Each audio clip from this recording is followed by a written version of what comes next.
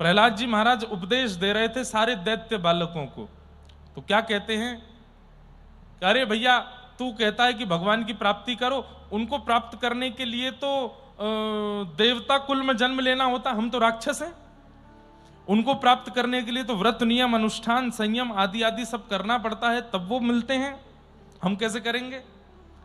तब प्रहलाद जी महाराज कहते हैं न दानम, दान से ठाकुर जी नहीं मिलेंगे, न तपह, तप से भी नहीं मिलेंगे, न शौच्यम, 3 बार स्नान करने पवित्र रखने से भी नहीं मिलेंगे, न एज्जय, यज्ञ करने से भी नहीं मिलेंगे, न दानम न तपो निज्य न शौच्यम न व्रताने च, व्रत करने से भी नहीं मिलेंगे।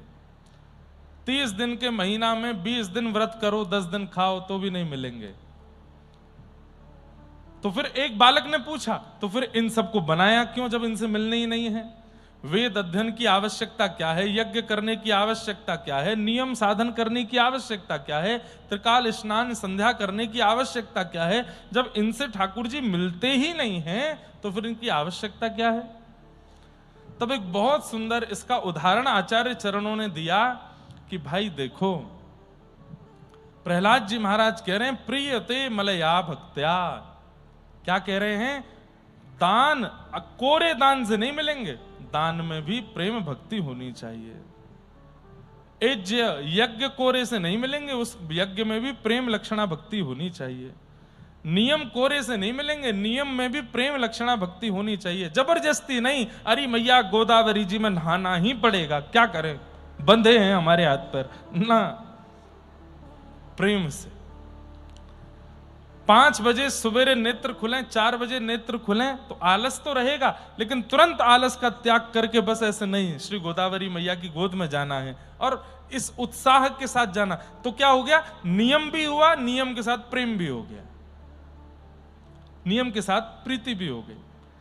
पिताजी ने जबरदस्ती भेज दिया विद्यालय, वेद तो पढ़ने ही पड़ेंगे, गुरुजी अब याद कराएंगे, इतना याद करना पड़ेगा, अब क्या करें मन, ये नहीं। वेद साक्षात ठाकुर जी का स्वरूप है। मैं ठाकुर जी के अंग को पढ़ने जा रहा हूं, ठाकुर जी के अंग प्रत्यंगों से मिलने जा रहा हूं, इस भाव से वेद अध्ययन करने गए तो क्या हो गया, वेद अध्ययन के साथ प्रेम भी हो गया। यज्ञ करने के लिए जा रहे हैं, बोले अब क्या करें, बैठना पड़ेगा, धुआं उठेगा, आंख में घुसेगा, घी डालना पड़ेगा, ऐसा नहीं। यज्ञ नारायण है, इन्हीं यज्ञ नारायण की कृपा से रामावतार हुआ, इन्हीं यज्ञ नारायण की कृपा से पूरे विश्व का सृजन हुआ। ऐसे यज्ञ नारायण की कृपा है कि वे हमारे घर पर विराज रहे हैं। आज पलस्कर गुरुजी ने मुझे यज्ञ की खूब जो यहाँ विधि और इनके क्या क्रम हैं, कल मैं जरूर इस पर पढ़ के बोलूंगा। जो अग्निहोत्र आप लोगों ने धारण किया है, बस इतना समझ लीजिए, ऐसा नहीं है कि ये धारण केवल आपको ही किया गया है। 9 बजे 10 बजे से 10 बजे तो मैं आऊंगा, आप लोगों को तो 9 बजे आना है, 9 बजे आ जाइएगा और फिर कल कथा विश्राम करके प्रसाद पाके फिर महाराज जी बताएंगे, देखो कल भी कुछ होगा कुछ अलग ही होगा। लाल जी के क्रीड़ा, जल क्रीड़ा करेंगे। हमारी एक और प्रार्थना, उसमें कल भी मैं निवेदन कर दूंगा, आज भी कर दूं कि बहुत लोग जल में प्रवेश मत कीजिएगा, गिने चुने लोग ही जल में आवेंगे, क्योंकि एक तो जलाशय कम भी है, ठाकुर जी जल के अंदर होंगे तो उनकी भी हमको थोड़ी मर्यादा देखनी है। तो केवल हमारे वैदिक गुरुजी जन, वृंदावन के आए हुए परिकर के सब जन और कुछ जन और जिनको महाराज जी आज्ञा करेंगे, बस वे लोग रहे। बाकी तो दृष्टा बनना, दर्शन कीजिएगा, ठाकुर जी की क्रीड़ा का अनुभव कीजिएगा, बस ये सुख रखिएगा कल का। तो कल इस विषय में मैं कहूंगा जो यहां। तो मैं बात पर आता हूं पूरी। यज्ञ से भगवान नहीं मिलते, लेकिन यज्ञ में प्रीति हो तो मिल जाएंगे। व्रत से भगवान नहीं मिलते, लेकिन व्रत में प्रीति हो तो मिल जाएंगे। एकादशी आ गई, ओहो कल का दिन कैसे निकलेगा, ऐसे तो एकादशी रखो ही मत, तो ही बढ़िया है। अगर ऐसा आता है कि अरे भैया कल तो एकादशी, क्या करें, अरे मेरे जन्मदिन वाले दिन एकादशी पड़ गई, कर्म फूटे मेरे, अपने जन्मदिन वाले नहीं खा पाऊंगा कुछ भी। लोग ऐसा सोच लेते हैं, ऐसों को एकादशी करनी ही नहीं चाहिए। उससे बढ़िया है, क्योंकि एकादशी रख करके आप और बड़ा अपराध कर रहे हैं उसके प्रति दुर्भाव करके। एकादशी तो उत्साह में होनी चाहिए। आज एकादशी है। जैसे दत्त धाम में जो नियमों का पालन है उसमें आराम बहुत कम है, लेकिन ऐसों में भी कई लोग आराम खोज लेते हैं, और कई लोग तो हमारे परिकर के आराम करने ही दत्त धाम आते हैं। इतने तो महाराज जी कथाओं में आराम नहीं मिलता जितना यहां मिल रहा है।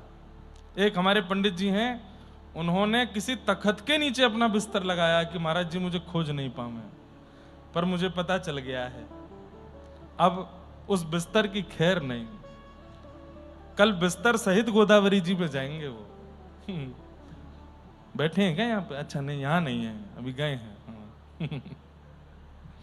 मैं ऐसे ही बोल देता हूँ, बैठे वालों का तक नहीं तो आप लोग फिर को आप ही हो क्या? पिछली बार एक पंडित जी का दांत खो गया था, पूरा दत्त धाम ढूंढ रहा था। कहाँ गए? तो अब आराम जो कर रहे हैं उनके प्रति लगता है यार ये कितने सुखी हैं, इनको कोई अनुष्ठान नहीं है, इनको कोई नियम नहीं है, इनको कोई क्रम नहीं है, बढ़िया सोते हैं 8 बजे तक। आपका अनुष्ठान उसी समय एक प्रकार से खंडित हो गया। क्यों? क्योंकि आपको अपने अनुष्ठान के प्रति प्रीति नहीं है, रुचि नहीं है। आपको आराम करने वाले लोगों के प्रति सुख की इच्छा ज्यादा हो रही है। ये लग रहा है कि ये ज्यादा सुखी हैं, सो रहे हैं, इनको तो उठना नहीं पड़ता जल्दी। उसी समय आपका अनुष्ठान नष्ट हो जाता है। ठीक वैसे ही ठाकुर जी को प्रसन्न करने के अनेक साधन हैं, ठाकुर जी को प्रसन्न करने के अनेक साधन हैं, पर उन अनेक साधन के साथ में प्रेम रूपी रोटी और भक्ति रूपी चावल परोसने पड़ेंगे, नहीं तो ठाकुर जी का पेट नहीं भरेगा, ठाकुर जी आनंदित नहीं होंगे।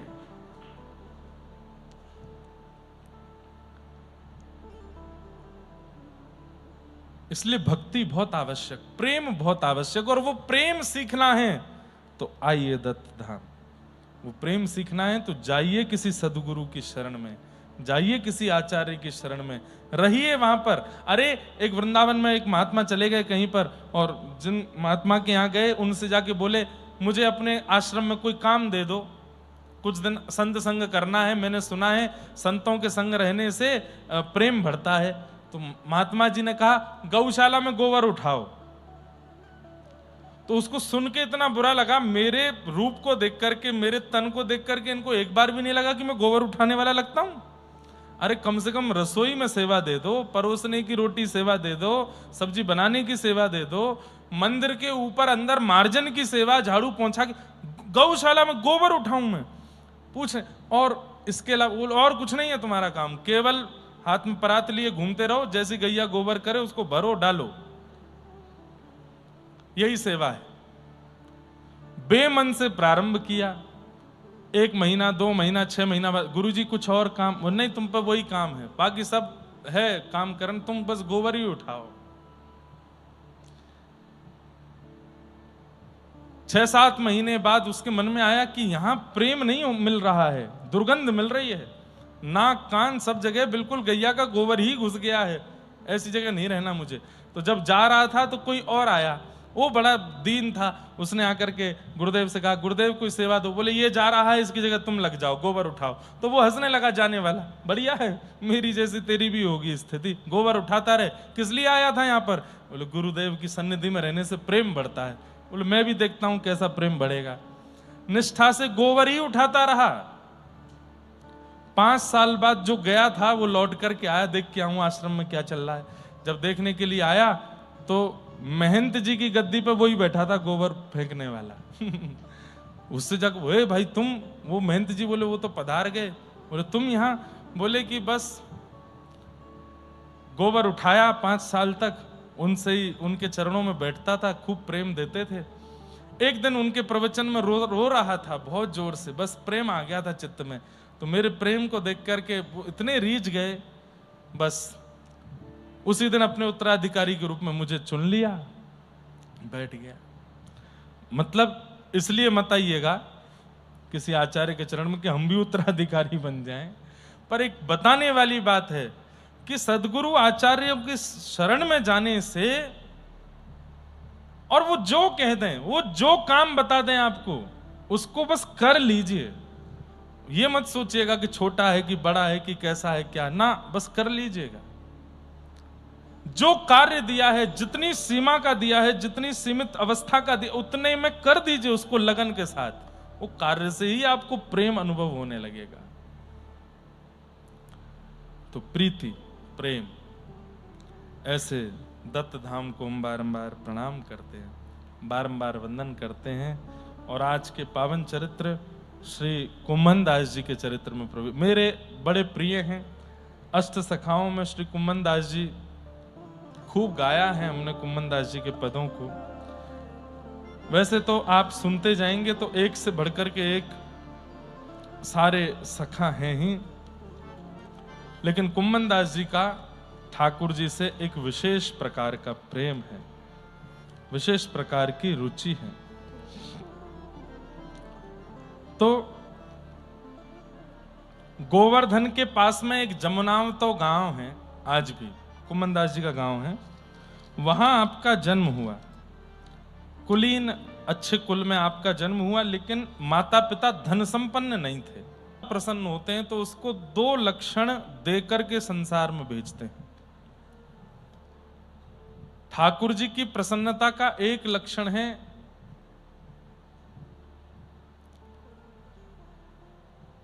कविता करने का गुण। किसी में लेखन का अगर गुण है, संस्कृत के स्तोत्र लिख देता हो, मराठी अभंग लिख देता हो, या हिंदी में कोई गीत संगीत लिख देता हो, पद पदावलियों की रचना कर देता हो, मतलब किसी भी प्रकार से 2 मिनट में जो कवि का गुण जिसके अंदर है, आशु कवि जो है, ये भी समझ लीजिए कि ठाकुर जी उससे रीझ हैं, इसीलिए उसको ये लक्षण, ये गुण देकर के भेजा है। और दूसरा, कंठ यदि आपके पास है, स्वर यदि आपके पास है, तो भी ठाकुर जी ने प्रसन्न होकर के आपको इस धराधाम पर भेजा है। लिखने वाले और गाने वालों को प्रयास करना चाहिए 100% में से 90% तो ठाकुर जी को रिझाने में ही अपने गुण का प्रयोग कीजिए, 10% लोक रंजन में लगा दीजिए, पर 90% ठाकुर जी के लिए ही करिए। क्यों? क्योंकि आपको गुणयुक्त उन्होंने अपने लिए ही बनाया है, ताकि आप उनकी सेवा कर सको। कुम्भन दास जी के अंदर ये दोनों गुण थे, वे कवि भी हैं और गाते भी हैं, और ये 8 सखाओं में गुण है। सूरदास जी से लेके सबके सुनोगे, सबके अंदर ये गुण मिलेंगे आपको। सब गाते हैं और सब लिखना जानते हैं, लेकिन अभी तक आप अपनी रचना कहीं सुना इसलिए नहीं रहे थे क्योंकि उस रचना में आपको प्रसन्नता नहीं हो रही थी। जैसे कुम्भन दास जी परिवार के लिए कुछ लिखते थे, मित्रों के लिए कुछ लिखते थे, अपने रिश्तेदारों के लिए कभी कुछ लिखते थे, तो उनको अच्छा लगता था, वो दे भी देते थे लिख करके। लेकिन जब ठाकुर जी की रचना की बात आती थी, लिखते तो थे लेकिन लिख करके उसको गोपनीय कर देते थे। क्यों? अभी उसमें प्रामाणिकता और ठाकुर जी की स्वीकार्यता का बोध नहीं हो रहा था। क्यों? गुरु नहीं आए थे जीवन में अभी तक। एक राह दिखाने वाले, एक मार्ग दिखाने वाले गुरु नहीं मिले थे। तभी कुम्भन दास जी के कान में खबर पड़ी कि गिरिराज जी में भ्रमण करते करते श्रीमन महाप्रभु वल्लभाचार्य महाप्रभु पधारे हैं, और ये खबर पड़ती, आपने अपनी पत्नी से कहा जल्दी चलो, आज गुरु मिल गए हैं, श्री वल्लभाचार्य महाप्रभु की शरणागति लेंगे जाकर के। आप गए, सामने जाकर के बैठे हैं श्रीमद वल्लभाचार्य महाप्रभु के। वल्लभाचार्य महाप्रभु ने जिज्ञासा पूछी, क्या है? बोले कि बस शरणागति चाहिए। शरणागति दे दी, दीक्षा दे दी। दीक्षा देने के बाद आप दोनों की ओर देखे, पति पत्नी दोनों बैठे थे, कुम्भन दास जी और उनकी पत्नी। बोले क्या चाहिए? तो इनकी पत्नी जो थी बेचारी बिल्कुल सीधी सादी थी, जैसे ही पूछा क्या चाहिए, इधर उधर देख के बोली संतान नहीं है हमारे, कृपा करके ऐसा कुछ कर दो, कोई मंत्र मंत्र ऐसा फूंक दो हमारे ऊपर कि घर में एक बालक हो जाए। कुम्भन दास जी बड़े गुस्सा हुए, अरे देवी ये क्या किया तूने? क्यों? बाबा कह रहे कुछ मांगो, तो मैंने मांग लिए कि पुत्र दे दो। अरे देवी, ऐसे महापुरुष के सन्मुख आकर के, जिन्होंने साक्षात श्रीनाथ जी को प्रकट करके विराजमान किया, ऐसे अद्भुत महाप्रभु जी के सन्मुख आकर के भी इतने संसार मांगा।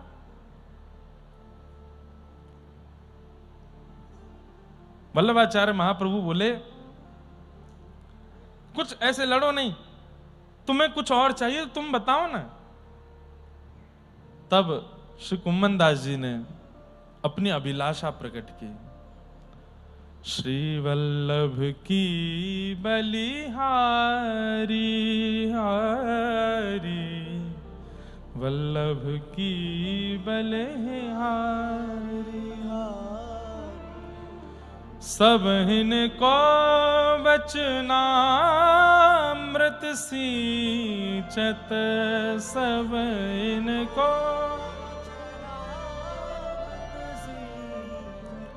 कहीं अंतर दुख हारी हो,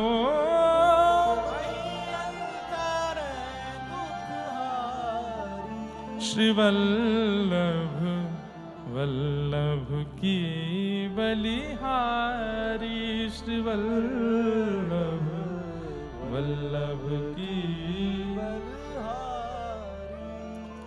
नव निकुंज मंदिर की लीला, नव निकुंज जहां विहरत नित्य बिहारी हो,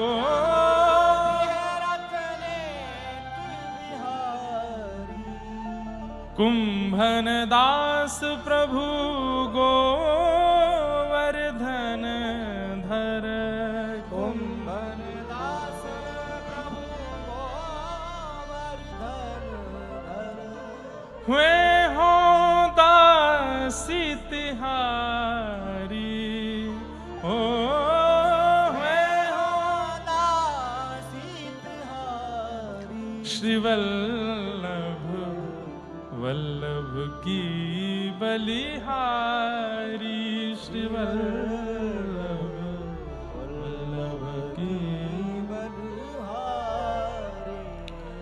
क्या मांगा? गाने लगे कुम्मन दास जी वल्लभाचार्य महाप्रभु के सामने। क्या मांग रहे हैं? नव निकुंज मंदिर की लीला, जहां विहरत नित्य बिहारी। मुझे निकुंज के बिहारी जी का दर्शन करना है। बंधुओं, कुंज, निकुंज, निवृत्त निकुंज, तीन होते हैं। कुंज किसको कहते हैं? कथा में जो आप लोग सुन लेते हैं, जो हम सुना दें और आपको अनुभव हो जाए, जहां यशोदा मैया भी हैं, नंद बाबा भी हैं, सारे ग्वाल बाल भी हैं, सखियां भी हैं, ठाकुर जी भी हैं, वो कुंज है। पर जहां केवल सखियां हैं और प्रिया प्रियतम हैं, वो निकुंज है। और जहां केवल प्रिया प्रियतम हैं और जिसको वो चाहें उनमें से एक या दो और कोई हैं, वो निवृत्त निकुंज है। क्या मांगा है? नव निकुंज मंदिर की लीला, जहां विहरत नित्य बिहारी। उसका दर्शन करा दीजिए नाथ। मुझे नवनिकुंज में चलते फिरते ठाकुर जी देखने, वो कैसे लगते हैं। कुंभन दास प्रभु गोवर्धन धर, वे हो दासी तिहारी, श्री वल्लभ वल्लभ की बलिहारी। वल्लभाचार्य महाप्रभु हंसने लगे। बस श्रीमद् भागवत जी कहती हैं, प्रयच्छति गुरु प्रीतो वैकुंठम योग दुर्लभम। अपने गुरु को राजी करवा के बुलवाओ मत किया, वो तुमसे राजी हैं तो ऐसा कुछ कृत्य कर दो वो तुम्हारी ओर देख के हंस जाएं। बस उनकी हंसी हुई मतलब वो तुमको देख के प्रेम से हंसे और तुम्हारे सबरे काम बने। वल्लभाचार्य महाप्रभु हंस गए और कुम्मन दास जी से बोले, अब जाओ। और सुनो, उनकी पत्नी को क्या बोले? एक नहीं, दो नहीं, 7 पुत्र होंगे तुम्हारे यहां, जाओ। और एक एक करके 7 पुत्र हुए। आप अब देखो कितनी विलक्षण। अब कुम्मन दास जी का चरित्र अब शुरू हो रहा है, अब ध्यान से सुनिएगा। कुम्मन दास जी के 7 पुत्र हुए। दुनिया पूछती, कुम्मन दास जी कितने बाल बच्चे हैं आपके? तो क्या बोलते? 1.5। कितने हैं? 1.5। मराठी में क्या बोलते हैं? 1.5 ही बोलते हैं। 1.5 है? समझ गए ना 1.5 का मतलब? मराठी भाषा भी बड़ी अच्छी है। एक बार मैं कहीं कथा कर रहा था तो मैंने कहा ठाकुर जी की ताई जी आई। ताई जी कौन है? रोहिणी मैया। मैंने कहा आपके यहां ताई को क्या बोलते हैं? मोटी आई। मोटी आई बोलते हैं ना, बड़ी मां। अब उसको मोटी आई ट है कि त है? ठ, मोठी। मोठी आई तो ठीक है। उत्तर भारत में अगर ये नाम होता तो बच्चे तो मोटी मोटी बोलते हैं। मोटी आई मोटी आई कहां जा रही? मोटी आई खाना बना दो। और मोटी आई फिर पीछे बेलन लेके भागती। बताऊं तुझे मोटी बोलता है मोटी आई, बड़ी मां। अच्छी है, बहुत अच्छी लगती। जब बोलते हैं मैं बोल नहीं पाता, पर हाँ 3 साल हो गए मुझे नासिक आते हुए और महाराष्ट्र में और भी जगह आते हुए। आता रहा लगातार तो सीख तो जाऊंगा। अभंग तो मैंने याद करने शुरू कर दिए, बहुत जल्दी सीख तो जाऊंगा। और जिस दिन सीख गया उस दिन तुकाराम जी, नामदेव जी, जनाबाई सबके पद याद करके, अभंग याद कर करके फिर कथा में गाया करूंगा। हमको मराठी केवल इसलिए सीखनी है कि हमको अभंग गाने हैं। जब हमारे कृष्णा जी गाते हैं, हमारे वो भैया दत्त धाम के शाम को पंचपदी में गाते हैं, जब यहाँ पर मैं महाराज जी से पहले दिन से ही पूछ रहा था, महाराज जी इस बार रात्रि के क्रम नहीं है क्या? मुझे बहुत अच्छा लगता है जब अभंग गायन होता है, और मराठी में ही। कभी कभी हिंदी में सुनाते हैं, बोले महाराज जी को हिंदी। मैंने नहीं, हिंदी नहीं, आप मराठी सुनाओ, समझ में नहीं आएगा चलेगा, सुनना है। वो जो भाषा शैली है ना, और जैसे उसका गायन होता है, इतना सुख मिलता है, बहुत अच्छा लगता है। तो कुम्मन दास जी कहते मेरे 1.5 पुत्र हैं। किसी ने कहा 1.5 पुत्र? 1 होते हैं, 2 होते हैं, 1.5 तो किसी के नहीं होते। बोले मेरे 1.5 हैं। क्यों? बोले एक मेरा पुत्र जो है वो पूर्ण भक्त है, इसलिए वो पूरा पुत्र है, और एक जो है वो आधा भक्त है। आधा भक्त कैसे? बोले मंदिर नहीं जाता, संध्योपासन नहीं करता, गुरु दीक्षा नहीं ली है, और कुछ नहीं, बस गौ सेवा करता है, इसलिए आधा भक्त है। इसलिए मेरे 1.5 पुत्र हैं। एक पूरा है, एक आधा है। बाकियों को मैं पुत्र मानता ही नहीं हूं। क्यों? वो भजन नहीं करते, कीर्तन नहीं करते, मंदिर नहीं जाते, गुरुदेव से नहीं मिलते, उनको मैं पुत्र ही नहीं मानता। ऐसा त्यागी देखा?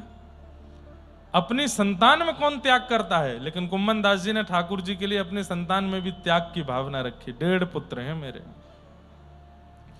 तो ऐसे कुम्मन दास जी, उनके साथ में ठाकुर जी की एक बड़ी मधुर लीला है। एक बार की बात, जब मुगल आक्रांताओं ने, अच्छा वल्लभाचार्य महाप्रभु से दीक्षा लेने के बाद आपको अब अनुभव होने लगे, और आपके गायन और शब्दावली सुनकर के श्री वल्लभाचार्य महाप्रभु ने आपको श्रीनाथ जी की राग सेवा के लिए आज्ञा दे दी। अब आओ गिरिराज जी में आकर के श्रीनाथ जी को राग सुनाया करो। तो नित्य जाया करते थे, वहां जाकर के राग सेवा करते थे। दुष्ट आक्रांत, जिनमें से औरंगजेब प्रसिद्ध था, उसने जब भारत के मंदिरों को तोड़ना शुरू किया तो उसने अपनी गति बढ़ाई व्रजमंडल की ओर, और जैसे ही व्रज की ओर वो बढ़ने लगा तो सब गोवर्धन के लोगों को और ब्रजवासियों को सबके मन में हुआ कि भाई अब गिरिराज जी की रक्षा कैसे करें, वो तो मंदिर तोड़ देता है आकर के। सब बैठ करके मंत्रणा कर रहे थे, चिंतन कर रहे थे, क्या करें क्या करें क्या। इतने में ही गर्भगृह से आवाज आई, बोले यहां से कहीं और ले चलो मोकू। ठाकुर जी बोले। कुम्मन दास जी के कान खड़े हुए, बोले कौन बोला कौन बोला? जैसे ही झांक करके देखा, आहा सुंदर श्रीनाथ जी ऐसे थाड़े हैं, और कुम्मन दास जी को पहली बार नेत्र ऐसे ऊपर करके देखा, पहली बार सचल ठाकुर जी का अनुभव हुआ। कुम्मन दास जी तो बिल्कुल आनंद में भर गए। ठाकुर जी बोले, अरे भैया आनंद में मत भरे, बेहोश है के चक्कर खाए के मत गिरियो, वो मिले छारो है, मंदिर न तोड़े, याते पहले आवे मुंह को कहीं और लेके चलो। जय जय, कहां लेके चले? बोले तौण को घनो, एक वन है जहां पे खूब कांटे हैं और टेंटी एक अचार होता है हमारे यहां, उसके वृक्ष लगे हैं। ठाकुर जी कहने लगे वहां लेके चलो मुझे। अब श्रीनाथ जी का रूप बड़ा है, कैसे लेके जाऊं, क्या लेके जाऊं? सद्दू पाने बोले भैया गैया बैलगाड़ी में तो लगेंगे नहीं, और बैल जो हैं वो हमारे सबरे वृद्ध हो गए, कब पधार जाएं कोई पता नहीं, ठाकुर जी को कैसे लेके जाएं? सोई ठाकुर जी फिर से बोले गर्भगृह से, कुंभना, बोले हाँ यहीं पास में सद्दू पाने की गौशाला के बगल में एक गौशाला है, वहां में भैंसा बंधे हुए हैं, भैंस और भैंसा, माते एक भैंसा लिया आओ। तो सबरे बोले जय जय, आप भैंसा की सवारी करोगे? क्यों ना कर सके हम? बोले जय जय भैंसा, अरे हमारे साली की सवारी है, यमुना जी हमारी पत्नी है, पटरानी है, और यमुना जी को भैया कौन है? यमराज, और यमराज काय पे बैठे? भैंसा पे। तो हमारे सारी की सवारी है, और सारे की सवारी पे तो जीजा को पूरा अधिकार रहे। खूब हमने गरुड़ की वाहन बने हैं, खूब गरुड़ वाहन बन के उड़ाए हैं, खूब हमने अनेक अनेक वाहन देखे, आज अपने सारे के वाहन पे बैठेंगे, लेके आओ बा भैंसा को। अब महाराज भैंसा लेकर के आए, वाकू पहले इत्र से तो स्नान करायो, इत्र से स्नान कर, गंगा जल से स्नान करा के इत्र लगायो, इत्र लगा करके वहां पे खूब मखमली चद्दर आदि सब बिछाई, खूब मलमल के वस्त्र लगाए, मसनद गद्दी लगाई वहां के ऊपर। इतने में भैंसा चिल्लाने लगो ये का है रो पीछे। बोले भैया ये वजन सह पाएगो कि नहीं? भैंसा समझते हैं ना, भैंसा भैंस तो समझते होंगे। यहां दिखा नहीं मुझे, महाराष्ट्र में होते तो होंगे, हैं खूब है। हमको पता नहीं महाराष्ट्र का अच्छा वाला पोर्शन ही दिखता है। कल मुझे कोई बोल रहा था, बोले महाराज जी बहुत नशा पत्ती होती है महाराष्ट्र में भी, खूब ऐसा चल रहा है। सब आए थे वो अपने संघ के, कुछ बता रहे थे। हमने कहा हमको तो दिखता नहीं, हमको तो अच्छे अच्छे ही दिखते हैं, वारकरी दिखते हैं, अपने दत्त प्रभु के अनुयायी दिखते हैं, सब बढ़िया बढ़िया ही दिखते हैं। बोले आपको जगह वही मिलती है जाने की, कथा करने की, जहाँ अच्छे लोग हैं, नहीं तो यहाँ के भी सब बिगड़ रहे हैं लोग। हमने कहा हमें अब ऐसा लगा आपके बोलने के बाद कि यहाँ पे भी कुछ होता होगा। तो भैंसा पर ठाकुर जी बैठा दिए। जैसे ही भैंसा चला सोई ठाकुर जी बोले अरे गिरो गिरो गिरो, मैं गिरो मैं गिरो। तो इधर से कुम्मन दास जी का हाथ पकड़ा, उधर से एक और थे सखा, उनका हाथ पकड़ा, और ठाकुर जी उन दोनों के हाथ पकड़ करके ऐसे मटक मटक करके एक मंदिर से तौण के घने में जा रहे हैं श्रीनाथ जी। आहा, कुम्मन दास जी गाने लगे, लाल तो है भावत तौण को घनो, लाल तो है भावत तौण को घनो, कोटि बहुत गोखुर हैं लागे, फाटत हैं सब तनो, भावत तोड़ को घनो, लाल तोए भावत तोड़ को धनो। थोड़े रिसिया के गा रहे हैं कुम्मन दास जी, लाला ऐसी जगह चुनिए जावे की। बोले क्यों, कहा भयो, कितनो आनंद तो आ रहा है। अरे कांटे बहुत गोखुर लागे, फाटत है सब तनो, सब हमारे हाथ छिल गए, पैर छिल गए, सबरे इतने कांटे लगे हैं, और खुद तो मदमस्त है करके ऊपर बैठे हो, कोई दिक्कत है नहीं रही है, खुद को तो अच्छो लगे कोई। आवत जावत बोल निवारे, बैठत हैं जहां एक जनो, सिन्न कहाँ लोए खरी के डारे, ते छाड़ दियो भोन अपनो, तब बूढ़त ते राख लिए हैं सुरपति तो त्रनहु नगनो, कुंभन दास प्रभु गोवर्धन धर, वह कौन ढोड़नी को जनो। खूब रिसियाए, ऐसी जगह ले आए हैं, नेको सेवकन पर चिंता नहीं कर रहे हैं, इतने कांटे लग गए, हमारे हाथ पैर सब जगह से फट गए, और जैसे तैसे चलते फिरते बेचारे गिरते पड़ते सब लोग लेके ठाकुर जी को वहां पहुंचे। ठाकुर जी खुश हो रहे हैं, ठाकुर जी हंस रहे हैं। स्वामी का एक स्वभाव होता है, अपने सेवकों को मीठे मीठे कष्ट देना स्वामी को अच्छा लगता है। ठाकुर जी को भी आनंद आता है जब हम चलते चलते कभी गिर जाते हैं, बोलते बोलते कभी अटक जाते हैं, लेटे लेटे कभी लुढ़क जाते हैं, खाते खाते कभी हंस जाते हैं। ठाकुर जी बड़े खुश होते हैं जब थोड़ी ये छोटी छोटी अटकनें जब जीवन में आती हैं तो बड़ों को बड़ा अच्छा लगता है। अब जैसे नदी में हम लोग स्नान करने जाते हैं तो जितने छोटे छोटे बालक हैं सबको छेड़ते हैं, किसी का पैर पकड़ के नीचे डालेंगे, किसी के मुंह में पानी डालेंगे, किसी की आंख में पानी। ये अब कष्ट ही तो दे रहे हैं, लेकिन ये मीठा कष्ट देना बड़ों को अच्छा लगता है। ठाकुर जी तो पेट पे हाथ धर धर के हंसे। यहाँ कुम्मन दास को कांटे लग रहे हैं, वहां उनको कांटे लग रहे हैं, सबरे इनके हाथ पैर बेचारे ऊपर नीचे, और ठाकुर जी बिल्कुल प्रसन्न है। क्यों? भैंसा के सींग इतने बड़े हैं कि वो जब आगे निकले सब कांटे छट जाएं, ठाकुर जी को कुछ स्पर्श नहीं हुए। कुम्मन दास जी बोले, बड़े मंद मंद मुस्काए रहे हो और हमारी ये दशा कर दी है। जैसे ही तोड़ के घने में पहुंचे वहां जाके ठाकुर जी विराजमान किए। इतने में ठाकुर जी बोले, अब चलो सबरो भोग मेरे सामने धर के तुम सबरे चले जाओ यहाँ से। बोले, एक तो कांटे लगवा दिए, ऊपर से हमको न जल की पूछ रहे हैं, ना भोजन की, और कह रहे हैं चले जाओ यहाँ से। कुम्मन दास जी बोले, चलो आज्ञा है इनकी, चलो। सब प्रसादी ठाकुर जी के सामने रख करके जैसे ही चले गए, दूर कहीं जाकर के बैठे हैं, सब आपस में चर्चा करने लगे। बोले, ठाकुर जी ने ये तो बताया नहीं कि वापस कब आना है।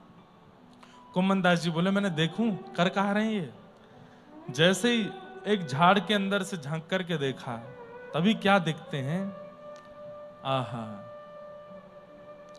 अत्यंत सुंदर वस्त्र धारण किए हैं, सिर पर चुनरी डारी है, नाक में नख बेसर है, और एक परम सुंदरी युवती सामने से चली आ रही है, और ठाकुर जी उसकी प्रतीक्षा में खड़े हैं।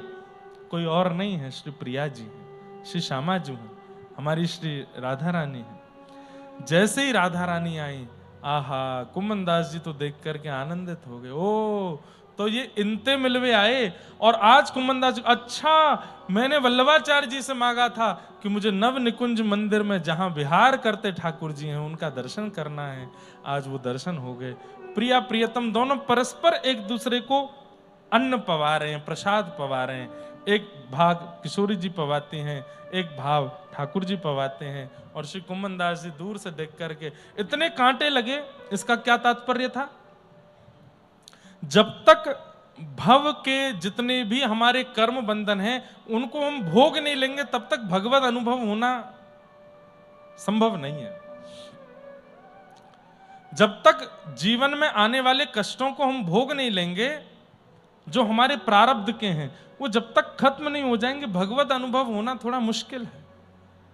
कुम्मन दास जी को कांटे लगवा करके तोड़ के घने में ये थोड़ा सा श्रम दे करके ठाकुर जी ने जीवन पर्यंत के जितने कष्ट थे सब कांटों से निकाल दिए और अपने नित्य विहार का दर्शन कराया।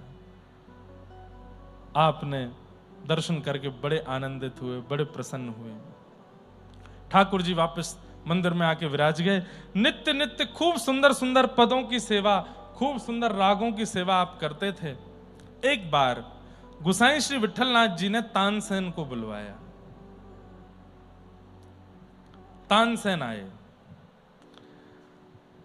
बड़े गायक तानसेन, और कुम्मन दास जी को उनकी सेवा में रहने के लिए कहा। बोले, भाई गायक आ रहे हैं, तुम भी गायक हो, तो गायक को क्या चाहिए, जरूरत हो तुम समझ सकते हो।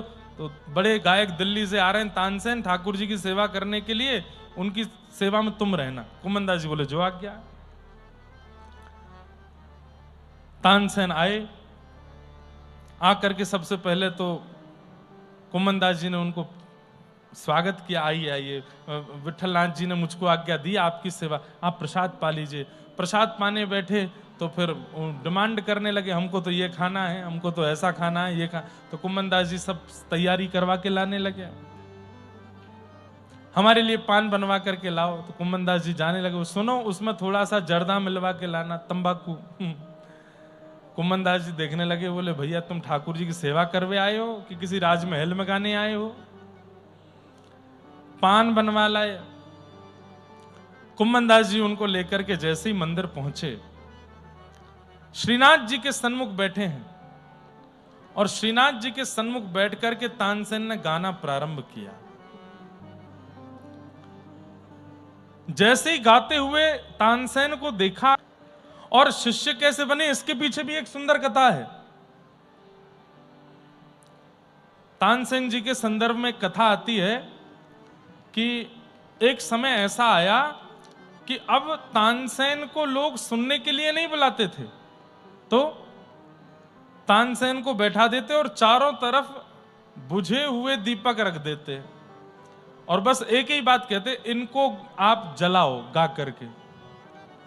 तानसेन बोले, भाई मुझ पे और भी राग आते हैं, मैं और भी रागों का कलाकार हूं, बहुत कुछ गाना जानता हूं, वो भी सुनिए, यही क्यों करवाना होता है? बोले नहीं, यही करो। तो ये करते करते अब स्थिति ये हो गई थी कि अब तानसेन जब भी राग दीपक गाते थे, उनके स्वयं के शरीर में दाह होने लगता था, जलन होने लगती थी। वो जलाशय में कूद जाते, सरोवर में कूद जाते, लेकिन कैसे भी उनकी जलन ठीक नहीं होती थी। एक दिन उन्होंने, कोई बड़े गायक थे, उनसे पूछा कि अब मैं राग दीपक गाता हूं, 4 दिन तक तो इतनी जलन रहती है, पूरे शरीर में ऐसा लगता है किसी ने आग लगा दी हो। तब उन्होंने कहा कि राग देव तुमसे नाराज हो गए। बोले अब इनको कैसे मनाऊं? बोले ये तो नहीं मानेंगे, लेकिन इसका एक तरीका है। बोले क्या? जब तुम राग दीपक गाओ, उसके बाद कोई और श्रेष्ठ गायक आकर के राग मेघ मल्हार गा दे तुम्हारे सामने बैठ के, तो तुम्हारा दाह ठीक हो जाएगा।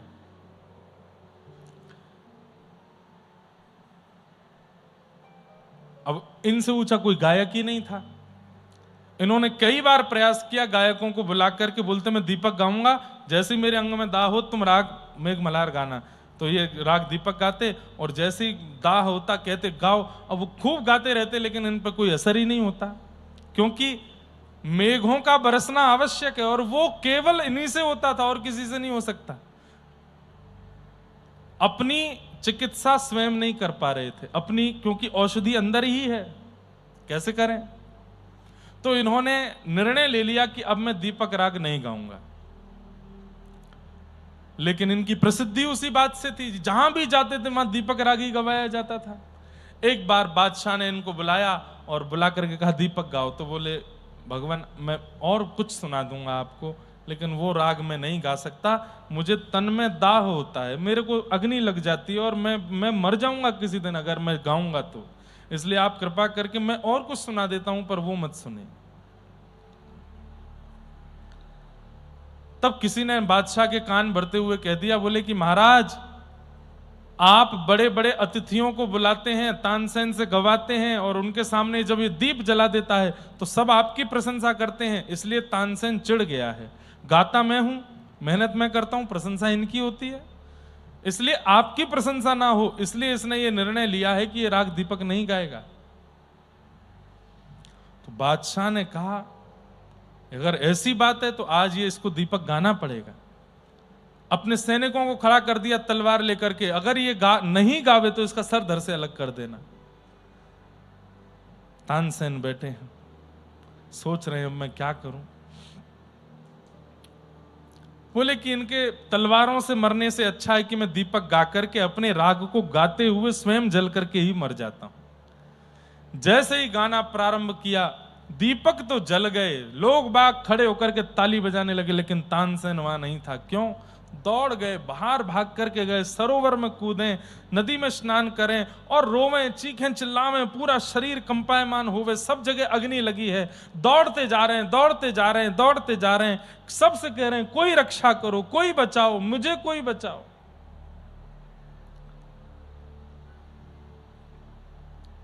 तभी एक जगह ठोकर लगी और आप मूर्छित होकर के गिर पड़े, लेकिन आपके तन में अभी भी वह जलन हो रहा था। तभी वहां 2 गोपियां व्रज की, अभी की बात है, तानसेन कितने 500 वर्ष पूर्व होंगे, व्रज की 2 ग्वालिन गोपियां वो गोबर थापने के लिए आई थी और थापते थापते जब उन्होंने इनको देखा तो देखते ही समझ गई कि ये दीपक राग गा करके इनका शरीर अंदर से जल रहा है, इनको मेघ मल्हार सुनाना पड़ेगा। और हाथ में गोबर लगे हुए ब्रज की सामान्य सी अनपढ़ सी वो गोपियां मेघ मल्हार गाने लगी। आकाश में बादल प्रकट हो गए और तानसेन के ऊपर बरसने लगे। तानसेन ने नेत्र खोल करके जब देखा चारों तरफ, तो वो बिल्कुल सहज सरल सी कंडा थाप रही हैं, गोबर थाप रही हैं और मेघ मल्हार गा रही हैं। तानसेन बोला, आपको ये राग कैसे आता है? तो बोले, हमको तो ये भी नहीं पता कि ये कौन सा राग है, बस इतना पता है कि जब किसी को ऐसी पीड़ा दिखाई दे तो हमारे गुरुजी ने कहा था ये वाले स्वर गाने हैं, इसलिए हम गा रहे हैं। हमारा प्रताप नहीं, हमारे गुरुदेव का प्रताप। बोले, कौन है तुम्हारे गुरुदेव? बोले, जिन्होंने वृंदावन में बिहारी जी को प्रकट किया, श्री स्वामी हरदास जी महाराज। तानसेन दौड़े दौड़े फिर स्वामी श्री हरदास जी की शरण में गए। बोले, गोबर थापने वालों को आपने ऐसा अद्भुत संगीत सिखा दिया, जो कला मेरे अंदर है मेघों को वर्षाने की, वो सामान्य सी गोपियां बरसा रही हैं। आप सामान्य नहीं है, अब मैं आपकी शरण में हूं। और तानसेन स्वामी श्री हरदास जी का शरणागत हो गया। लेकिन समय लगता है दीनता आने में। बड़े बड़े लोग जब गुरुजनों के आश्रित होते हैं तो थोड़ा समय लगता है दीनता आने में। तानसेन में भी दीनता नहीं आई थी।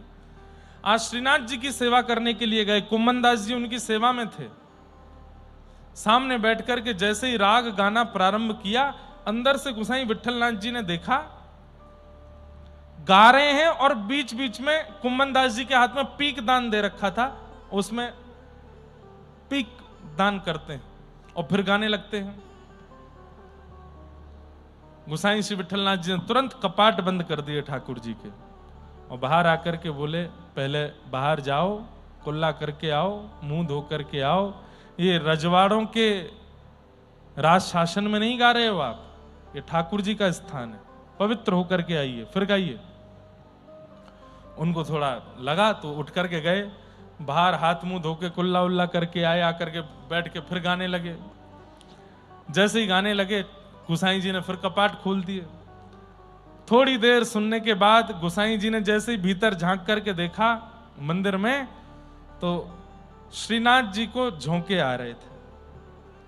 श्रीनाथ जी को नींद आ रही है और कभी इधर जावे कभी ऐसे करें, ठाकुर जी खड़े खड़े झोंके ले रहे हैं। गोसाई जी ने फिर से कपाट बंद किए, भीतर जाके, जय जय कहा भयो? अरे मुंह को भान आ रहो या को गानो? थोड़ी देर पहले आयो तब तो बढ़िया गा रहो, अब पतो ना कहां रैंक रहो, मुंह तो बढ़िया ना लग रहो। रैंक रहो जाने। कल रात्रि रासलीला देखी थी। रासलीला में मधुमंगल जी क्या कर रहे थे? स्वर लगा रहे थे ऊंचे ऊंचे, उसको हमारी ब्रज भाषा में कहते हैं रैंकना। क्या बोलते हैं? रैंकना। बिना स्वर के भी जो पंचम स्वर लगाते रहते हैं, बिना सुंदर गला होते हुए भी गाने का प्रयास करते हैं, उनको कहते हैं रैंक रहा है। तो ठाकुर जी बोले, पहले तो बढ़िया गा रो, अब पतो ना कहा है, रैंक रो, मुंह तो बिल्कुल आनंद ना आ रो, नींद और आ रही है। तो गोसाई जी बोले, जय जय पहले वो पान खा के बैठो, मैंने अब पान थुकवाई दियो। तो ठाकुर जी बोले, बातें कहो, दोबारा पान खा के आवे गो। और पान खा के बैठे, फिर गावे। गोसाई जी बोले, जय जय मंदिर की पवित्रता, बस पवित्रता ठीक है, बातें कहो, पान खा के आवे। तो अब यहां कथा ऐसी वर्णित है कि गोसाई जी ने तानसेन को नहीं कहा कि पान खा के आओ, नहीं, जय जय कितनों कहते रहे, मंदिर की पवित्रता तो रहेगी। तानसेन का जब गायन पूरा हुआ तब गोसाई श्री विठलनाथ जी ने कहा, बहुत सुंदर गाया आपने, बहुत अच्छा गाया। भीड़ लगी थी मंदिर में तानसेन को देखने के लिए। अब मेरी इच्छा है, हमारे कुम्मन दास जी बैठे हैं, एक पद की सेवा कुम्मन दास जी भी करें। तो तानसेन बोला, कौन कुम्मन दास? भाई तानसेन के बाद अगर कोई गाने आने वाला है तो बड़ा गायक ही होगा। बगल में पीकदान लिए बैठे थे, तो बोले, ये गाएंगे? ये सुबह से मुझे रोटी खिलाते डोल रहे हैं, मेरा बस्ता सामान लेके चल रहे हैं, ये गाएंगे? बोले, हाँ गाएंगे, कुम्मन दास जी गाएंगे। कुम्मन दास जी बड़े सहजता में आके ठाकुर जी के सामने बैठ गए।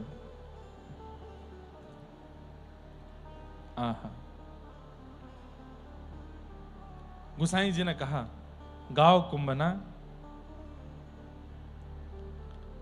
आपने तुरंत ठाकुर जी को सुंदर भाव सुनाया। क्या रूप, भाई मैं तो अपने स्वर में गाऊंगा, पर कुम्मन दास जी ने कैसा गाया वो गाने के बाद बताऊंगा। रूप देख नैना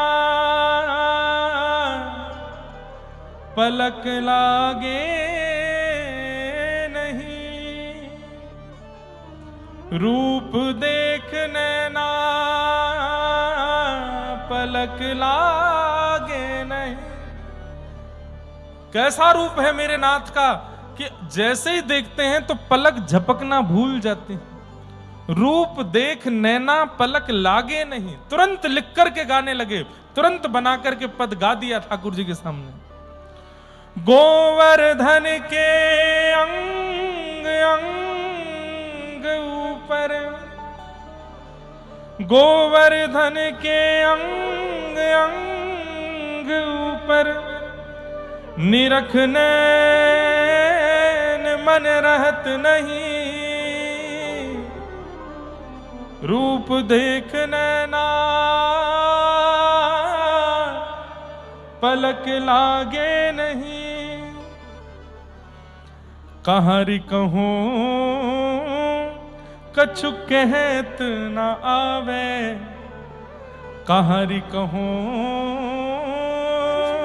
कछु कहत न आवे, चित चोरो वे मांग दही। गोपी कह रही है कैसे वर्णन करूं, मैं मार्ग से जा रही थी और रास्ते में खड़े हो गए, दही का दान मांगने लगे। अरे दही का दान मांगने में कितनों दही दे आई? बोले पूरी मटकी दे आई। क्यों? बोले एक हाथ आगे करके मांगो तो मन तो भयो कि सर्वस्व याकू दे दूं, लेकिन मटकी दे करके ही आनो पड़ो। लेकिन कन्हैया जब दोनों हाथ पसार के मांगन लगे ना, अरे सखी मैं कैसे बताऊं, ऐसा मन करे सब दे दूं, नेत्र दे दूं, नासिका दे दूं, सबरो अपनो यौवन दे दूं, जीवन दे दूं। इतनो सुंदर है श्याम सुंदर।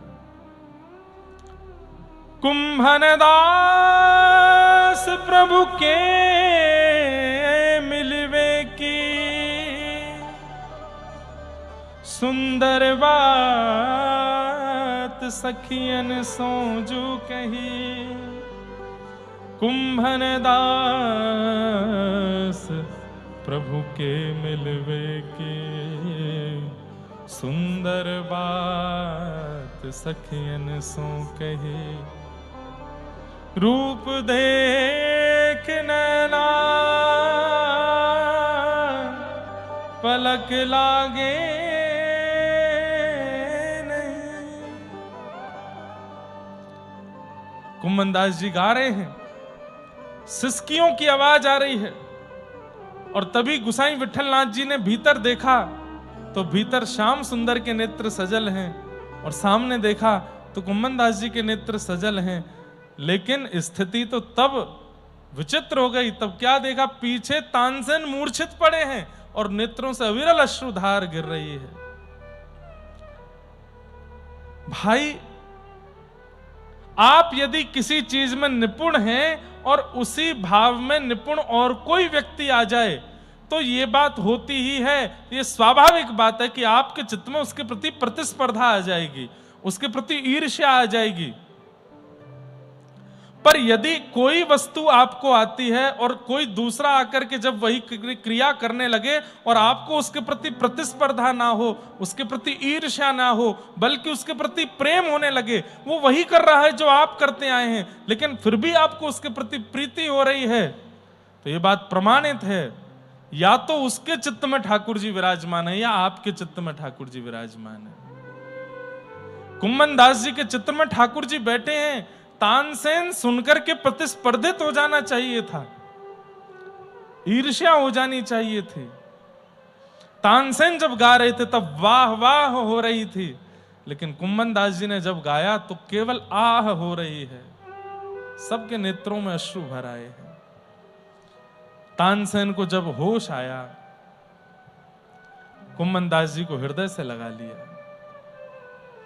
मैंने जीवन पर्यंत गाया, बड़े बड़े गायकों को, अपने गुरुदेव के अलावा किसी की गायकी को मैंने सराहा नहीं, लेकिन आज आपके चरणों में प्रणाम करता हूं। आपके मेरे पास स्वर है, मेरे पास कंठ है, मेरे पास शब्द हैं, पर उन स्वर, शब्द और कंठ का उचित उपयोग जैसा मैं करना चाहता था वैसा आप कर रहे हैं। मीठी ईर्ष्या हो रही है मुझे कुम्मन दास जी आपसे। मैंने जगत के राजाओं को रिझाया, लेकिन आपने जगत बनाने वाले को रिझाया है, आपने जगन्नाथ को रिझाया है। अद्भुत। ऐसे श्री कुम्मन दास जी। एक बार आप सुबह सुबह राग भैरव आलाप रहे थे। ये राग भैरव ही है? ये कौन सा है? अहीर भैरव है? अहीर भैरव है। अच्छा, एक बार आप सुबह सुबह गा रहे थे, अहीर भैरव ही गा रहे थे, यही चल रहा है ना? तभी फतेहपुर सीकरी पड़ता है आगरा से आगे। वहां का बादशाह गोवर्धन आया था और उसने जैसे ही देखा कि आप इतना सुंदर स्वर में गा रहे थे, उसने जैसे ही सुना, अब राजा तो रिजवार होते हैं, बिना देखे बिना जाने राजा के मुख से बस निकल गया, वाह वाह वाह, क्या कहना क्या कहना क्या कहना। कुम्मन दास जी ने ये सुना, उठ करके खड़े हुए। कौन बोला? असंख्य सैनिक खड़े थे, रथ पर राजा बैठा था। तभी सेनापति बोला, हमारे राजा आए फतेहपुर सीकरी। आपका स्वर सुन करके और उनके मुख से वाह निकली है। कुम्मन दास जी ने उसी सरोवर का जल हाथ में लेकर संकल्प लिया, आज के बाद अहीर भैरव राग नहीं गाऊंगा। क्यों? जिस राग पर संसार का एक व्यक्ति आनंदित हो रहा है। अरे मैं तो जिनसे वाह सुनना चाहता था उन्होंने तो वाह करी नहीं, और जिसको सुनना ही नहीं चाहता वो वाह वाह कर रहा है। आज के बाद ये राग ही नहीं गाऊंगा, झूठा हो गया राग। ठाकुर जी को अमनिया भोग लगाना। अमनिया मतलब जिस पे किसी का मन ना आवे। इस राजा का मन आ गया है, अब नहीं गाऊंगा ये राग। कितना कितना सूक्ष्म चिंतन करता है भक्त अपने ठाकुर की सेवा में। हम आप होते और पता चल जाता, हमारी कथा से, हमारे वक्तव्य से, हमारी बात से, हमारे गायन से राजा रीझ गया है, तो हम और बढ़िया गाते, और राजा रीझ जाए और रीझ जाए, ऐसा हो जाए, मेरा मुरीद हो जाए, मेरा फैन हो जाए। पर कुम्मन दास जी के चित्त में ये भावना नहीं। और सुनाइए। कुम्मन दास जी बोले, अब तो मैंने संकल्प ले लियो यार, राग को कभी नहीं गाऊंगा। और कुम्मन दास जी वहां से चले गए। राजा ने अपने सैनिकों को लगा दिया, बोले सुनो, ये व्यक्ति मुझको मेरे दरबार में चाहिए और ये वहां बैठ करके सुनाएगा, गायन करेगा। सैनिक लोग लगे कुम्मन दास जी के पीछे। जब जब मंदिर जामे तो हाथ जोड़े, बोले हमारे राजा बुला रहे हैं, आप नहीं जाओगे तो वो हमारी गर्दन काट देंगे, चल दीजिए ना। बोले बिल्कुल नहीं जाऊंगा, मैं राज दरबारों में नहीं गाता हूं, मैं अपने ठाकुर को प्रसन्न करने के लिए गाता हूं। सैनिकों ने जाकर के इनके घर पर जब इनके घर की स्थिति देखी तो अत्यंत 17 लोग रहते थे घर में। कितने लोग? 17 से ज्यादा ही होंगे, गिनती करवाऊं। 7 पुत्र, 7 उनकी पत्नियां, कितने हो गए? 14। 15वें कुम्मन दास जी और 16वीं इनकी पत्नी, हाँ 17 ही हैं। और एक इनकी भतीजी थी, वो विधवा थी, वो भी इनके पास ही रहती थी। 17 लोग घर में रहते थे। और घर की स्थिति क्या थी? वर्षा आ जाए तो कमर कमर तक जल भर जाता था घर में। और घर की स्थिति और सुन लो। कुम्मन दास जी एक बार अपनी भतीजी से बोलते हैं, अरे सुनो, क्या तिलक स्वरूप करना है तो आरसी ले आओ और आसन ले आओ। तो इनकी भतीजी बोली, आरसी तो गैया पी गई। और आरसी जानते हैं किसको कहते हैं? वो गाड़ी वाली आरसी नहीं, आरसी बोलते हैं शीशा को, मिरर को, दर्पण को आरसी बोलते हैं। तो आपने अपनी भतीजे से कहा कि हमारे एक पंडित जी बैठे हैं, एक बार मैं यही चरित्र कहीं सुना